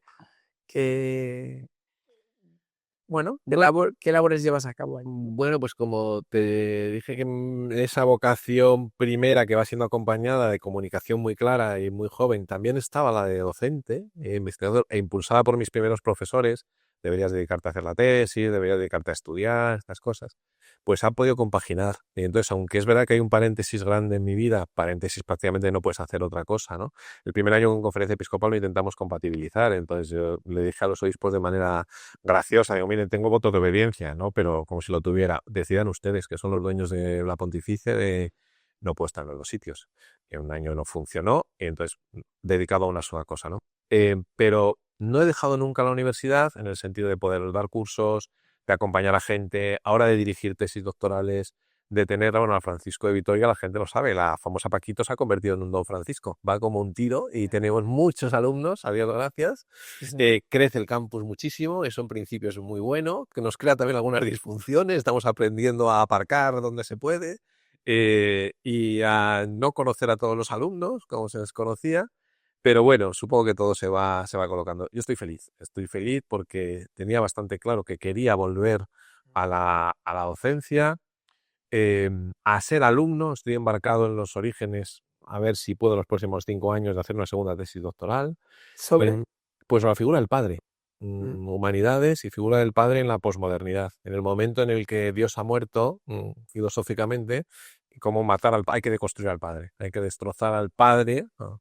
Para que todo sea posible, todo vaya matando al padre con minúsculas, pues también al otro, ¿no? Y al revés.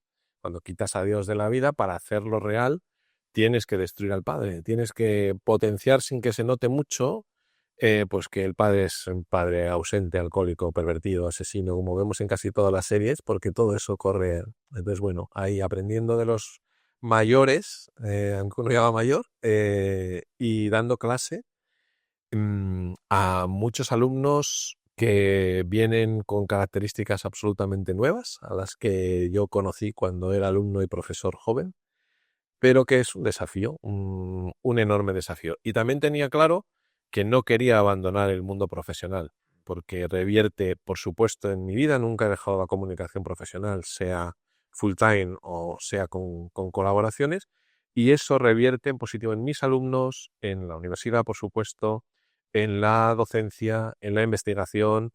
Antes hemos hablado de tradición viva, ¿no? De lo que permanece, de lo que tiene que cambiar.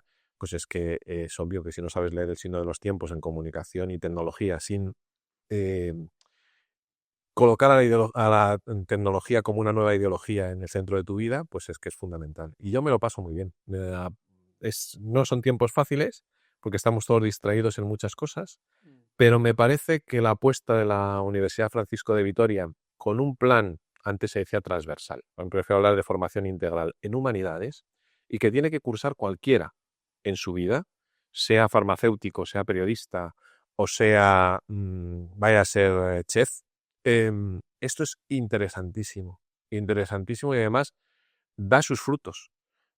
Algunos serán más a largo plazo, algunos serán macro, fijo que bien va la universidad, cómo crece, qué cifras tenemos, y otros invisibles, pero emocionantes. O sea, yo hace 2 semanas ha venido, y no solo es a mí, no es mérito mío, mérito siempre es de otro y se trata de no molestar mucho, pero para que os hagáis una idea, y yo esto no lo he vivido en otros lugares, porque hay que crear humus, hay que crear un cultivo para que todo esto vaya siendo posible. Viene un alumno al despacho después de terminar las clases a contarme, si puedo hablar conmigo personalmente, que quiere bautizarse con 21 años. O sea, bueno, algo se está haciendo bien, en sentido amplio en Iglesia. Hemos tenido en Pascua unas cifras disparadas de bautizos en adultos y jóvenes en Francia, por ejemplo. Cuando este despertar, brotes verdes que decían algunos sin saber muy bien lo que decía, pues en Iglesia se ve. Y yo esta acción del Espíritu muy acompañado lo estoy viendo, ya llevo 10 años, en mi vuelta a la universidad sin abandonar el mundo profesional. Estoy feliz. También estás involucrado, segunda cosa que te quería preguntar, en el tema de los premios Razón Abierta. ¿Qué premiáis? ¿Qué buscáis ahí? Pues mira, esta es otra historia providencial que se alinean los planetas, también no como piensa algún político por ahí, sino de verdad por acción del Espíritu. Estás siempre Estoy dándole. la misma referencia. Estoy como una referencia de Neos, sí. ¿Cómo se sabe que Salamanca es del Reino de León? ¿Vas por las referencias de un señor de León? Vamos por ahí. Sí. Sí. En el año 2015, cuando yo dejo conferencia episcopal, pues me llama un muy buen amigo carmelita, el descalzo, que tenía un cargo importante en la orden, de la noche a la mañana, Isidro, necesito verte. De allá para allá, como son muchas veces estas cosas en la iglesia, ¿no? Entonces, bueno, necesitaban un cambio en la dirección de la fundación para el 5º centenario del nacimiento de Santa Teresa de Jesús. Era la siguiente pregunta. Es año 2015, ¿vale? Pero se había empezado a trabajar en el 14 y la fundación estuvo vigente, en vigor, viva hasta el 16, ¿vale? A mi vida llega en el momento en el que coincide la salida de conferencia episcopal, la incorporación a Francisco de Vitoria, que fue paulatina, unos meses a tiempo parcial, y luego ya pues desde enero del 15, completo. Y está esta llamada. Y yo digo, bueno, me piden por favor que con el avión ya en marcha, porque ya había habido un equipo directivo anterior, por motivos había que prescindir de ellos y ponerme como director gerente de la fundación, que tenía una parte muy importante cultural, sobre todo de relaciones con el gobierno, con el mismo gobierno al que tú te has referido. Estamos en el mismo sitio, más o menos, ¿no? Y digo, madre mía. Bueno, y yo se lo voy a contar. Lo primero digo, mira, yo tengo un compromiso con la Universidad Francisco de Vitoria. Voy a hablar con mi rector, con Daniel Sada, y a partir de aquí, pues si es que sí, sí, y si es que no, pues será que no. Y con esa cabeza privilegiada y tan integral en toda su dimensión que Dios le ha dado a Daniel, él vio una posibilidad inmediata de win-win que dicen los americanos, ¿no? Es decir, busca la fórmula en que nos beneficiemos todos. Y una de las primeras acciones que yo llevo a cabo es recuperar un congreso que la Fundación Ratzinger, a la que nos hemos referido antes, que crea Joseph Ratzinger Benedicto XVI por este motivo que hemos contado, y que estaba sin hacer, pero que Benedicto XVI quería que se celebrara en España. Un congreso, y él tenía especial interés que, siendo un año tan teresiano, él era muy teresiano también, aparte de muy agustiniano, le encantaban los grandes santos del siglo de oro, los grandes místicos españoles, San Juan de la Cruz, Santa Teresa de Jesús. Dice, me voy a Vaticano, les digo, pues esto es lo que hay, yo acabo de llegar a la fundación, pero me gustaría que esta carpeta que ha quedado aquí parada, pues el congreso se pudiera hacer. Esto era mes de marzo y el congreso lo hicimos en octubre. Hay que montarlo de allá para allá y yo solo tengo una opción, que es que esa es la universidad a la que pertenezco, Francisco de Vitoria. Entonces, si ustedes quieren venirse a España a hacer el congreso, y entonces ahí empieza una colaboración muy bonita entre la Fundación Ratzinger, la Orden de los Carmelitas Descalzos y la Universidad Francisco de Vitoria. Es una tríada. Después, cuando la fundación se extingue, pues los carmelitas salen, pero para el primer congreso, en el primer congreso ellos participan. Es octubre del año, además es el día de mi cumpleaños, es 28 de octubre del año 2015. Y es un congreso que ellos quieren darle una continuidad. Siempre fue sobre la oración. La oración fuerza que transforma el mundo. Ahí publicamos un volumen en la BAC, eso es lo que hemos dicho antes, interioridad misionera, salir desde una profunda espiritualidad. Participan los cardenales de Roma, de España, y la Fundación Ratzinger siempre quiere darle una continuidad. Venían de uno en Colombia, por ejemplo, sobre la paz, en Colombia, y habían creado una cátedra Joseph Ratzinger en una universidad de allí. Es decir, para que no sea flor de un día, nosotros le pedimos a las universidades, los países, en este caso con la colaboración de los carmelitas, que estuvieron muy presentes, que se le dé continuidad. Y de nuevo Daniel, junto con el padre Florencio Sánchez, pues tienen una maravillosa idea, que es posiblemente, como yo dicen, uno de los dineros mejores invertidos, que es, ¿por qué no creamos unos premios? Unos premios para potenciar y premiar el trabajo en la docencia y la investigación con una doble intención. Que la gente trabaje en estos temas de razón y fe, y de una razón abierta, no una razón pragmática, que es la que nos ha traído pues, la última modernidad y la posmodernidad. ¿Qué es esto? Una razón estrecha, solo de laboratorio. Solo existe lo que miro y mi ciencia no sale de su ciencia. No, señor, ponga usted la medicina a dialogar con la filosofía, ¿por qué no? Y ojalá con la teología. Eso es razón abierta, ¿vale? Pongamos a dialogar. Busquemos gente que ya esté haciendo esto y que posiblemente en sus universidades, pues porque no sea lo que más de moda esté, incluso dentro de universidades católicas, estén un poco proscritos, pero estén trabajando en esto. Y sean farmacéuticos, y sean psicólogos, pero psicólogos católicos que estén trabajando en esto, o no católicos, pero estén trabajando con apertura. Y se empieza a crear una red. Un primer objetivo es crear una red de profesores, o una red inmensa, que se ha creado ya en todos estos años, de gente que estamos trabajando mucho más de lo que parece en lo mismo, hacer comunidad de universidades en torno a esto, y premios dotados económicamente, ahora son bianuales, son 25.000 euros cada premio. Hay 2 de docencia y 2 de investigación. Gente que ha repensado su docencia, a la luz de esto. Es decir, no, yo no voy a seguir dando mi psicología así. No tiene ningún sentido. Porque estoy echando fuera, y tiene más gravedad que lo haga yo, las preguntas fundamentales del ser humano. ¿Cómo puedo quitar el sufrimiento con un sentido? ¿Cómo puedo quitar a Dios de la universidad en una universidad católica? ¿Tiene sentido esto que estoy haciendo? Entonces me tendré que formar. Si no sé filosofía, pues me tendré que formar en filosofía. Y tendré que poner en relación a un psicólogo y a un filósofo. Ahí empieza el trabajo de razón abierta, y la verdad es que es una aventura maravillosa. Se ha creado un instituto que se llama Razón Abierta, que dirige una de nuestras vicerrectoras, María Lacalle, y, y bueno, yo ahora mi colaboración con ellos no puedo, pues estoy en otras muchas cosas, ¿no? Es pequeñita, pero me pillas ahora en este momento supervisando trabajos en la primera parte porque nos entran gran cantidad de todo el mundo y entonces para el jurado pues hay una previa selección de los que luego llegan. Muchos años hemos tenido un acto en Roma, precioso, en el Vaticano. En el último estuvimos con el Papa Francisco y con los premiados. Además, la preside la fundación el padre Federico Lombardi, el portavoz posterior a Navarro Valls, con el que yo trabajé codo con codo mucho en los viajes de Benedicto XVI a España. Luego, bueno, como es, los planetas se alinean. En esto estamos, en esto está, y ha empezado a ser un sello de universidad. Es decir, a la Universidad Francisco de Vitoria, entre otras cosas, se la conoce por su ambicioso plan humanístico y por el trabajo que está empezando a hacer con otras universidades en esta cuestión que Benedicto XVI definió como razón abierta, o la traducción podría ser razón ampliada. Ajá. Y ya llegamos a Neos, al final, gracias a una persona, pues prácticamente que junto con el impulso de Jaime y María leemos Neos, que es Raúl Respaldiza, terminas colaborando en Neos. No lo hemos dicho hasta ahora, pero eres el responsable de contenido audiovisual de la fundación, o sea que nuestros vídeos pasan por tu cabeza, por tus manos. ¿Qué papel tienen los vídeos en la obra de Neos, en la propuesta de valor de Neos? Si fuéramos... Esto es muy de mercantilista, la propuesta de valor. La propuesta de valor añadido, decíais en los años, sí.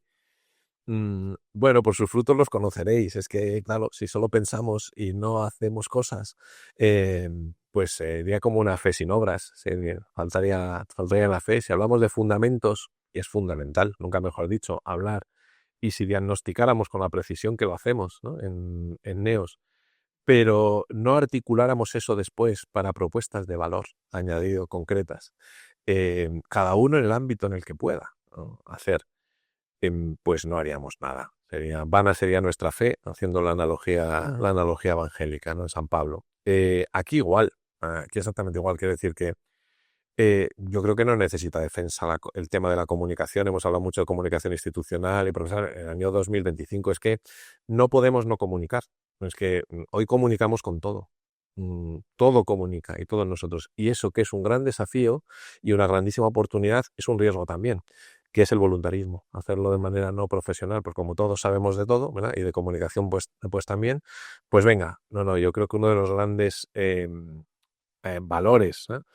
de añadidos de Neos durante estos años es el crecimiento en algunas de estas líneas que desde un tronco común pues deja ver ramas tan fecundas como la de la comunicación multimedia, que te permite llegar a mucha gente que de otra forma no llegarías. Efectivamente. Y que es complementario. Es absolutamente complementario, ¿no? Yo recuerdo aquellos primeros años de pelea interna con mis párrocos favoritos, ¿no?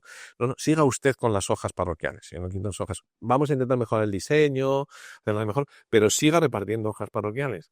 Pero entienda que es complementario a una primera página web para la diócesis. No le quita, le va a poner, ¿vale? Y yo además la voy a poner traducida. Es que no solo no quita, sino que añade. Y si estamos pensando no solo en llegar a los convencidos y a un determinado público con un fragmento de edad que te llega por unos determinados actos o que tú puedas realizar, Benedicto XVI hablaba del atrio de los gentiles. Los que no entran pero se quedan en la puerta y pasan, pues a ver cómo llegas. Ya no te digo por los que ni siquiera llegan al atrio, ¿no? Sí. Pero que les puede entrar, porque hoy nos entra a todos mucho. De hecho, estamos saturadísimos.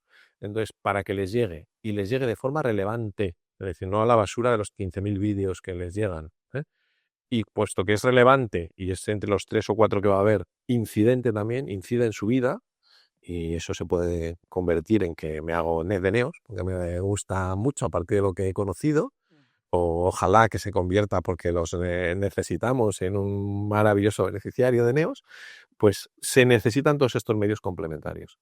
Y también, por supuesto, la propuesta multimedia. Nos hemos centrado mucho en este tiempo, en un inicio, en todo lo que son los relatos, palabra proscrita, pero las narrativas audiovisuales, crear narraciones audiovisuales de ese valor.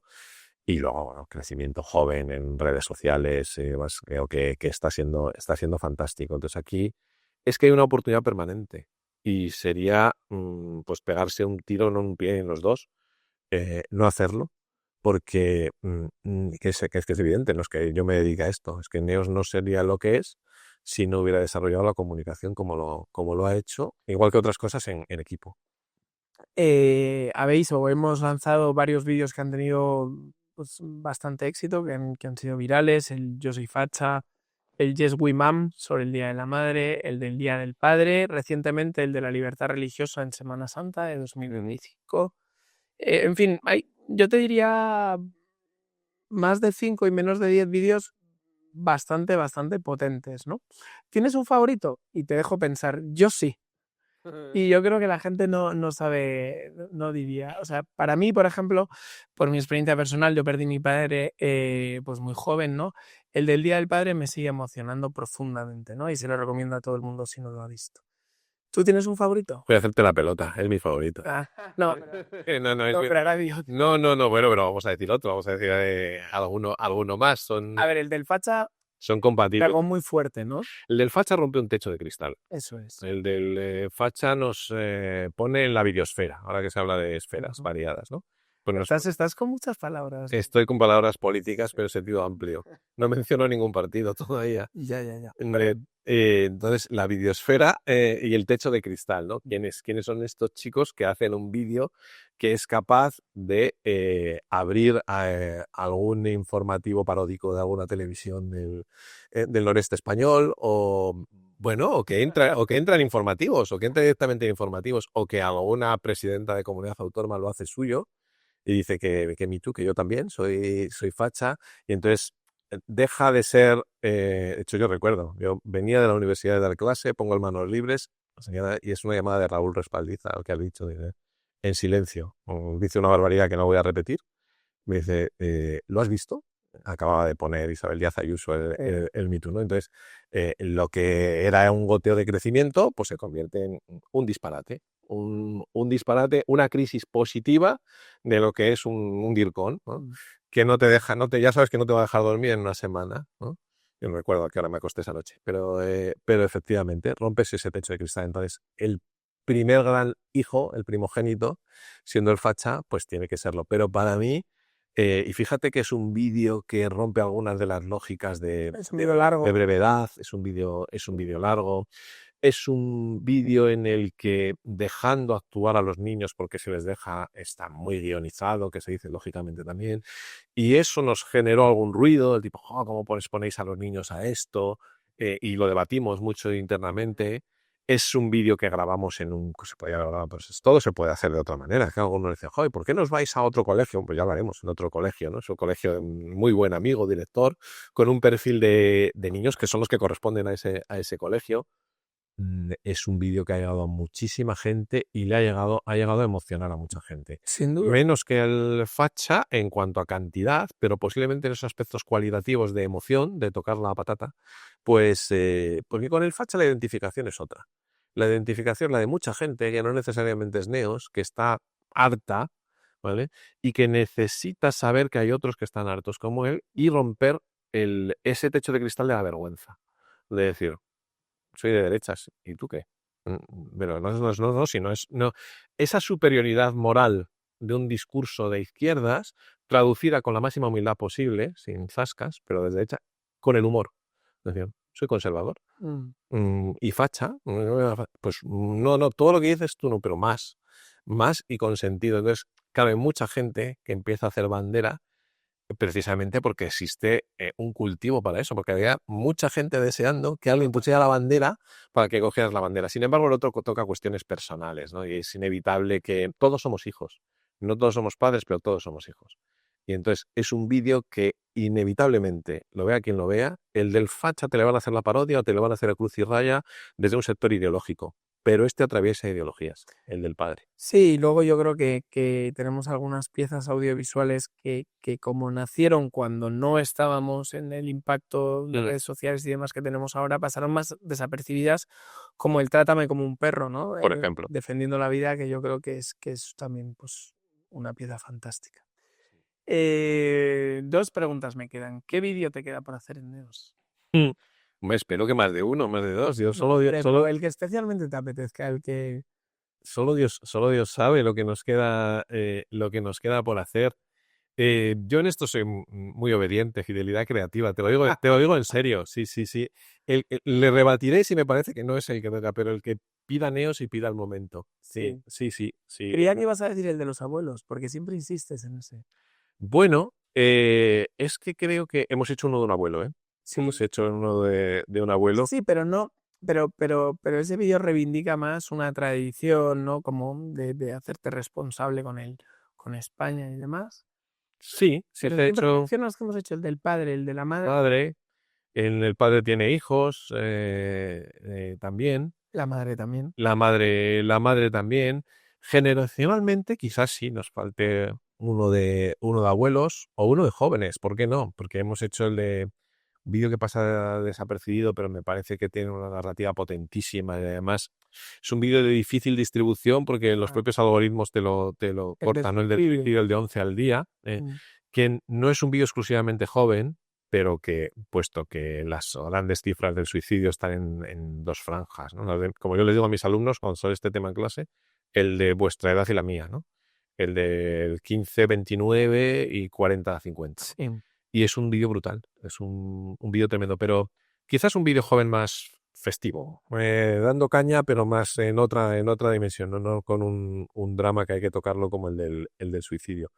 Pero no, dicho esto, puede parecer una respuesta a la gallega, ya hemos dicho que soy salmantino, no soy gallego, pero es que es verdad, uno tiene que saber no solo dónde está, sino que el vídeo no puede ser, el vídeo que necesiten Neos no puede ser el vídeo que me falte por hacer a mí.